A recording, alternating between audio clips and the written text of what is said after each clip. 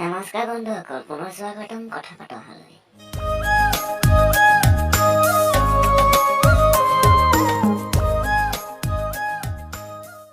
তেনেহ'লে আহক আজি দেৰি নকৰি আকৌ আগবাঢ়ো আমি ফেচবুক পেজৰ ফালে। মই এটি ফেক ফেচবুক একাউণ্ট খুলিলোঁ আৰু মোৰ ৱাইফৰ লগত চাটিং আৰম্ভ কৰিলোঁ। তাই কৈছে তাইৰ প্ৰতি 3 বছৰ আগতে মৰিল।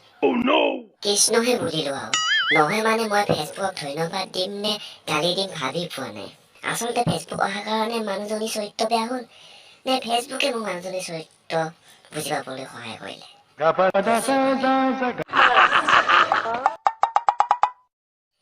লাখটকীয়া প্ৰশ্ন। ছোৱালীবিলাকৰ পাৰ্কত সোমোৱাৰ আগত ওঠটো ৰঙা হৈ থাকে, কিন্তু ওলোৱাৰ সময়ত ৰংবোৰ নোহোৱা হয় যে কিয়? বোলো মই যিটো ভাবিছোঁ ৰাইজেও সেইটোৱে ভাবিছেনে? মই বোলো সিহঁতে চাগে তাত কিবা ৰখাল বস্তু খায় ন?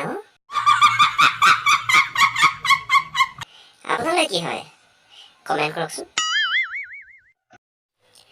বিয়াখন পাতো লাগে, লগৰ কেইটাৰ বাবেহে পতা নাই। তেজ খোৱা কেইটা যিহে বোৱাৰী পাগল।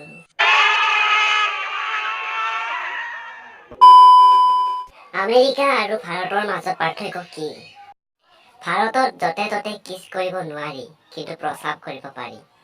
আমেৰিকাত য'তে ত'তে কিছ কৰিব পাৰি, কিন্তু প্ৰস্ৰাৱ কৰিব নোৱাৰি।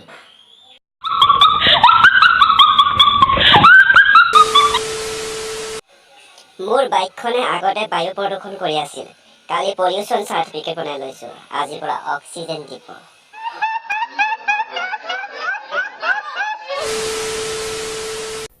কিছুমান মানুহক খবৰ সুধিলে কয় আছো আৰু।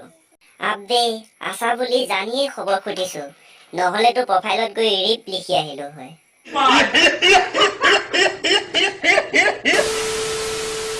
যোৱা ৰাতি এজন বন্ধুলৈ 5 বাৰ ফোন কৰিলো, সি ৰিচিভ নকৰিলে।